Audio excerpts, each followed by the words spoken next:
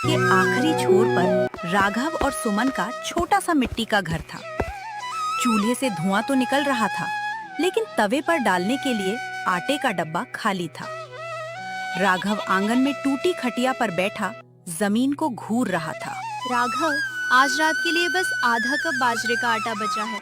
कल सुबह क्या बनेगा? कुछ जुगाड़ हुआ या आज भी बस उम्मीद की रोटी सेकनी पड़ेगी? तुम तो ऐसे पूछ रही हो सुमन, जैसे मैं तिजोरी पर बैठा हूँ और चाबी कुएं में फेंक दी है।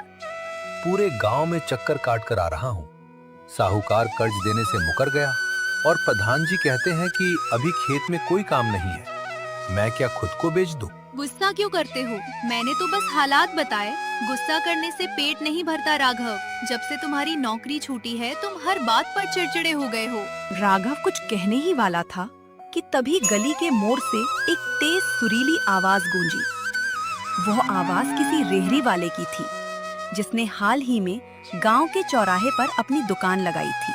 आओ भाई आओ, गर्मा गर्म मक्खन मार के छोले कुलचे, दिल्ली वाले मसाले, अमृतसर का स्वाद, जो एक बार खाए बार बार आए। लो, आ गया गांव का नया राजा। जब से ये मंगत राम शहर से यहाँ आया है, पूरे गांव के लोग इसके पीछे पागल हैं, जैसे इसके कुलचों में अमृत मिला हो। पागल क्यों ना हो, मेहनत करता है वो।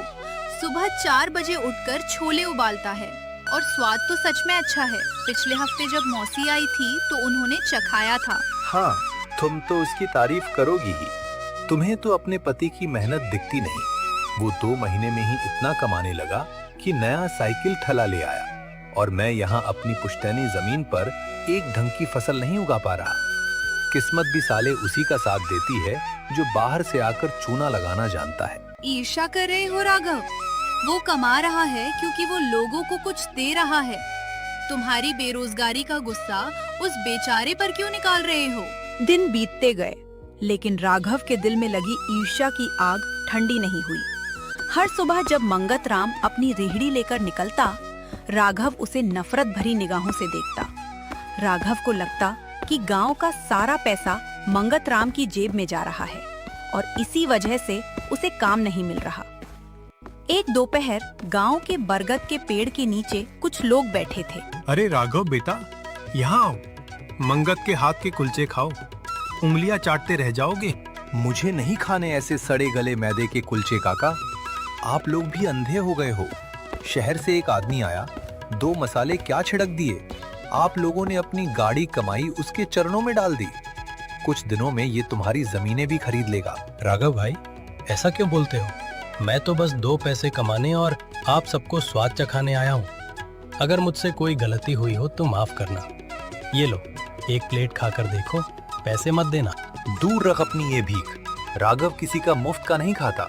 तुम्हारी ये नकली मुस्कान मैं अच्छी तरह समझता हूँ। ये सुनकर वहाँ मौजूद सभी लोग शांत हो गए। मंगत राम की आंखों में दुख के आंसू थे, लेकिन उसने कुछ नहीं कहा और चुपचाप बिना कुछ कहे अपने काम में लग गया। राघव भी गुस्से में पैर पटकता हुआ अपने घर की तरफ चल दिया। जब राघव घर पहुंचा तो उसका चेहरा गुस्से से लाल था। सुमन ने उसे देख लिया था और उसे बरगद के पेड़ के नीचे हुए तमाशे की खबर भी मिल चुकी थी। ये क्या बचपना है राघव? तुमने भरे बाजार में एक भले मानस का खाना टुकरा दिया। तुम्हें शर्म नहीं आई? तुम चुप रहो सुमन। तुम्हें क्या पता मर्द का दर्द। हर कोई उस मंगत की तारीफ करता रहता है। मेरी कोई इज्जत ही नहीं बची इस गांव में, और तुम मेरी पत्नी होकर उस बाहरी आदमी का पक्ष ले रही हो। मैं उसका पक्ष नहीं ले रही। मैं तुम्हारी गिरती हुई सोच से डर रही हूँ। ईर्ष्या ने तुम्हारी बुद्धि भ्रष्ट कर दी है। हमारी गरीबी का कारण मंगत राम नहीं है। तुम्हारी ये जिद और काम न करने का बहाना है। तुम शहर जाकर दूसरी नौकरी ढूंढ सकते थे। तुम खेतों में मेहनत कर सकते थे, लेकिन तुमने क्या किया? सिर्फ कमरे में बैठकर दूसरों की तरक्की पर करते रहे। बस बहुत हुआ। अगर तुम्हें लगता है कि मैं नाकारा हूँ तो चली जाओ अपने मायके। मुझे किसी की हमदर्दी नहीं चाहिए।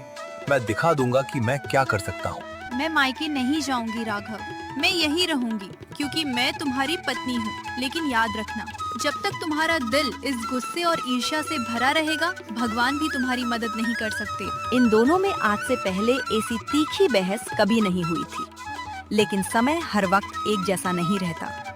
रात गहरी हो चुकी थी। लेकिन उस रात राघव को नींद नहीं आई। सुमन की बातें उसके कानों में पिघले हुए शीशी की तरह उतर रही थी। आधी रात को अचानक गांव में शोर शराबा हुआ। आग आग की आवाजें आने लगी। राघव हड़बड़ाकर उठा और बाहर भागा।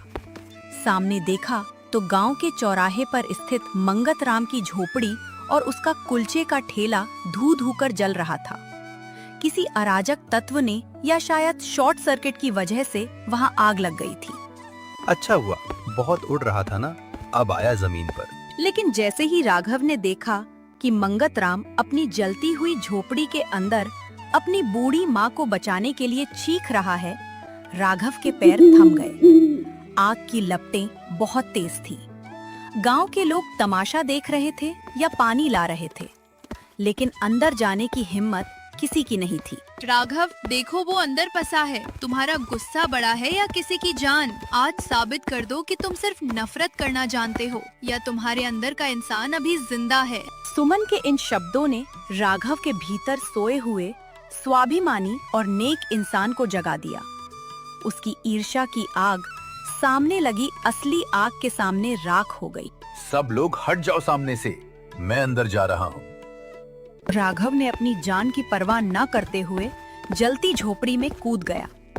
उसने मंगत राम की बूढ़ी माँ को पीठ पर लादा और मंगत राम को बाहर ले आया। झोपड़ी तो जलकर राख हो गई, उसका ठेला भी जल गया, लेकिन जानें बच गईं। राघव के हाथ और पैर थोड़े झुलस गए थे। राघव भाई, तुमने मेरी माँ की जान बचा ली। मैं तो तुम्हें अपना दुश्मन समझता था, लेकिन तुम तो फरिश्ते निकले।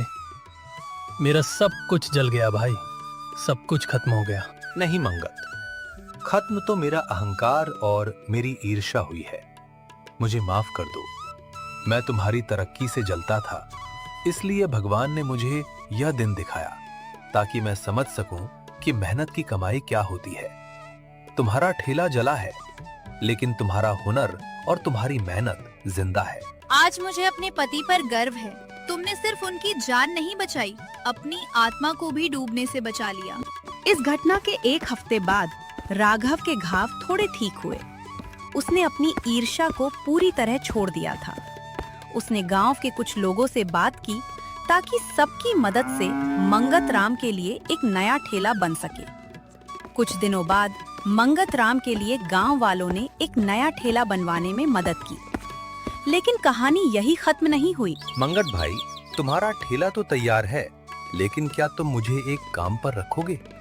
मुझे शहर की फैक्ट्री का अनुभव है और मैं तुम्हारी दुकान का हिसाब किताब और सामान लाने का काम संभाल सकता हूँ। मैं मेहनत करना चाहता हूँ, इज्जत की रोटी कमाना चाहता हूँ। अरे राघव भाई, तुम नौकर नहीं, मेरे भागीदार बनोगे। अकेले मैं थक जाता था। अब हम दोनों मिलकर इस राम राघव के छोले कुलचे को पूरे जिले में मशहूर करेंगे। जब गुस्सा और ईर्ष्या खत्म होते हैं तो जिंदगी में स्वाद अपने आप लौट आता है। समय का पहिया घूमता रहा। अब राम राघव छोले कुलचे का नया ठेला सिर्फ एक दुकान नहीं, बल्कि 2 परिवारों की उम्मीदों का केंद्र बन चुका था। राघव सुबह सुबह उठकर मंडी से सबसे बढ़िया और ताजे मसाले, काबुली चने और मैदा लाता। उसकी शहर की फैक्ट्री का अनुभव अब काम आ रहा था। वो पैसों का हिसाब किताब और कच्चा माल लाने की प्रक्रिया को बेहद व्यवस्थित तरीके से संभालता था। वहीं मंगत राम अपनी जादुई हाथों से छोले में मसालों का ऐसा संतुलन बिठाता कि खुशबू पूरे चौराहे पर फैल जाती। मंगत भाई, आज मंडी में वह खास अमचूर नहीं मिला, तो मैं 2 गली आगे वाली पुरानी दुकान से लेकर आया हूँ। स्वाद में कोई कमी नहीं रहनी चाहिए। अब ग्राहक हमारे नाम से आते हैं, उनकी उम्मीद नहीं टूटनी चाहिए। अरे राघव भाई, जब से तुम साथ आए हो, मुझे स्वाद की चिंता ही नहीं होती। तुम जो सामान चुनकर लाते हो, उसमें तुम्हारी ईमानदारी की महक पहले से ही होती है। देखो, अभी दुकान खुली भी नहीं और रामू काका अपनी थाली लेकर पहले ही आ गए। अरे भाई जल्दी करो, जब से तुम दोनों ने हाथ मिलाया है, कुलचों का स्वाद 2 गुना हो गया है। राघव बेटा, कल मेरी बहू कह रही थी कि राघव भैया की सूझबूझ से अब दुकान